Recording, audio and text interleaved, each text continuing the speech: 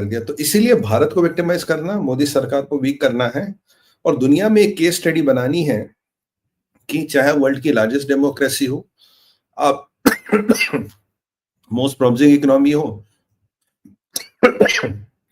अगर आप America against आओगे तो American can screw your happiness. और भारत जो एक पेट्रोकेमिकल्स का एक्सपोर्ट का हब बना, फिनिश प्रोडक्ट्स का, जो लॉन्ग रन में अरामको को, सऊदी को और पेट्रो डॉलर को एक चुनौती देता है। इस डोमिनेंस को लेके ट्रंप बहुत व्याकुल है और इसका मैसेज है, push comes to shove I can sleep with your worst enemy. और ये जो सऊदी और पाकिस्तान की डील हुई है, उस पे जो आकलन आ रहा है कि इसमें अमेरिका का भी अच्छा खासा हाथ हो सकता है। They can be even a catalyst to it, क्योंकि इसका पर्सनल इमेज एंड ऑरा इसको चला के रखता है। इसने अपने आसपास सारे मिनियंस रखे हैं, इसके आसपास एक ऐसा व्यक्ति नहीं जो उसके मुंह पे उठ के बोल सके your wrong, and that is he wants the world order to be. क्योंकि दिस आदमी is a I me myself narcissist है ये, और ये ऐसे ही चलाना चाहता है। और इसके बड़े स्कैम ऑफ थिंग में, इसका जो मेगा प्लान था जो मैंने ब्रॉडली आपको समझाया, उसमें भारत एक बहुत बड़ा स्टम्बलिंग ब्लॉक और मोदी जी एक बहुत बड़ा स्टम्बलिंग ब्लॉक बन के आते। तो इसीलिए भारत और मोदी से पंगा लेने के लिए अगर मुझे नंगा भी होना पड़े, तो आजकल बड़े कार्टून आ रहे हैं वैसे एम्परर विद नो क्लोथ्स, कह रहा मोदी और भारत से पंगा लेने के लिए अगर मुझे नंगा भी होने पड़े, मैं उसके लिए भी तैयार हूं। That is what this man is doing. इसका प्लान मेगा था, to make money for America, to make money for himself and to range in those equations. याद कीजिए विटकॉफ ने क्या कहा था, ये प्रपोजल मिडिल ईस्ट को जला देगा, but Trump is willing to take the hit. क्यों? अगर बैठ गया, इस्लामिक कंट्रीज का सपोर्ट आएगा, इस्लामिक कंट्रीज के सपोर्ट से फिर मैं पुतिन पे प्रेशर बनाऊंगा। गेम तो इसका ही है। जबकि आज खमेनी ने सीधी सीधी धमकी दी है ट्रंप को, क्योंकि एक इंटेलिजेंस रिपोर्ट है जो कहती है कि ईरान को पता लगा कि जो ईरान के टैंकर्स हैं, देखिए याद कीजिए ज़ेलेंस्की ने सुरा डाला था रशिया के टैंकर्स को अटैक करो। ईरान की इंटेलिजेंस कहती है कि ईरान के ऑयल टैंकर्स पे अटैक हो सकता है बाय अमेरिकन, क्योंकि जब वो स्नैपबैक सैंक्शंस लगी है उसके बाद कुछ प्रावधान ऐसे हैं, because you know interpreting them in a way you can take or you can block those containers, you can seize those containers or you can even destroy those containers।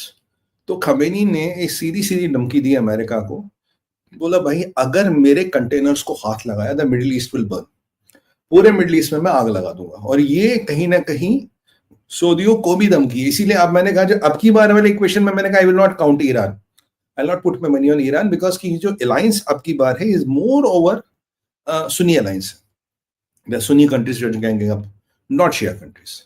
तो जो खमेनी का जो स्टेटमेंट आया वो direct America को challenge करता है। America ने भी रिएक्ट नहीं किया है, बट अमेरिका की पोजीशन मिडिल ईस्ट में कोई बहुत ज्यादा स्ट्रांग है नहीं, and the allies are shaking, they know do they want to put money on America और नॉट। ये ट्रम्प का सीक्रेट प्लान है सर। अब हमास के गेम के बारे में क्या अपडेट है? हमास के गेम के बारे में अपडेट है, कायरो में बात हो रही है, बिरयानी चल रही है, गुश्ताबा जो भी है चल रहा है, आउटकम कुछ नहीं है। We are going to basics. Hamas does not want peace. Hamas ने हर चीज को रूल आउट किया है। Hamas का गेम प्लान क्या, मैं आपको बता दूं। Hamas का गेम प्लान जो है, जो Hamas गेम है, that is very simple. Hamas को लगा था अगर ट्रम्प का प्लान अप्रूव हो गया, जो इस्लामिक कंट्रियों ने किया भी था, घूस खा के whatever, हमारी दुकान हो गई बंद। और अगर हमारी दुकान हो गई बंद, तो इस्लामिक मिलिटेंसी की दुकान बंद होने का मतलब है जो फ्यूचर का स्कोप है वो भी बंद।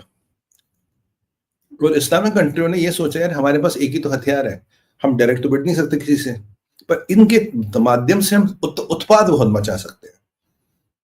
अगर हमने उत्पाद को ही ट्रेड ऑफ कर लिया तो हमारे पास बचा क्या? We are nothing. उत्पाद को ट्रेड ऑफ नहीं करना है और दुकान को जारी रखना है।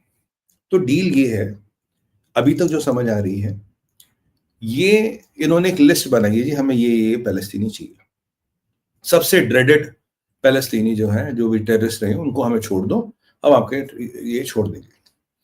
अभी तक विद स्टीव विटकॉफ और ट्रम्प का जमाई देयर, नथिंग इज हैपनिंग।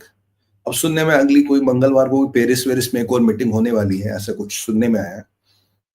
और उस पेरिस की मीटिंग में सब डिसाइड होगा, यार अगर अभी आप लोग सब है प्लीज लाइक कर दो प्लीज, क्योंकि we have more than 1200 people now on all the channels here, तो please like it, is very very important right now please.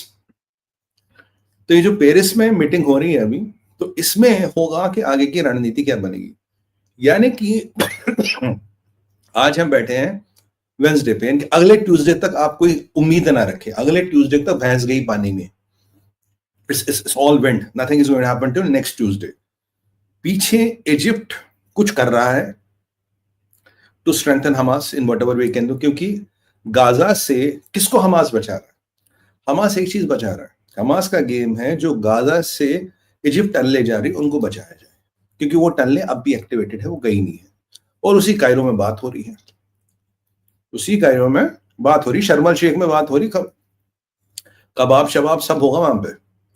तो गेम प्लान ये है। गेम प्लान इजराइल का क्या है कि मैं अगर होस्टेजेस ले आऊं, लड़ाई खत्म नहीं होगी।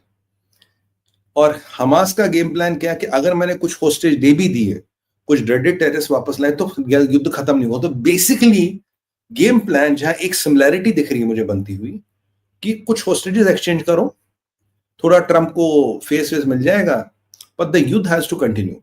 इजराइल का ऑब्जेक्टिव कि मुझे हमास को खत्म करना, हमास का खत्म, अगर मैंने हथियार डाल दिए तो मैं तो गेम ओवर। तो युद्ध कंटिन्यू करना है, होस्टेजेस का एक्सचेंज थोड़ा बहुत हो सकता है, पर मंगलवार तक यानी कि कमिंग ट्यूसडे तक कोई बड़ी अपेक्षा ना रखे, कुछ होने की आशा मुझे नजर नहीं आ रही है। मैंने आपको पहले ही बोला, मैं कहा कश्मीर के जाने का मतलब है यहां अरबों के एजेंडा अब चलेंगे, जो सऊदी कतार चाहेगा, या ईरान का इतना बोलबाला नहीं है, ईरान का डायरेक्ट इन्फ्लुएंस हमास पे है पर डायरेक्ट बोलबाला नहीं है।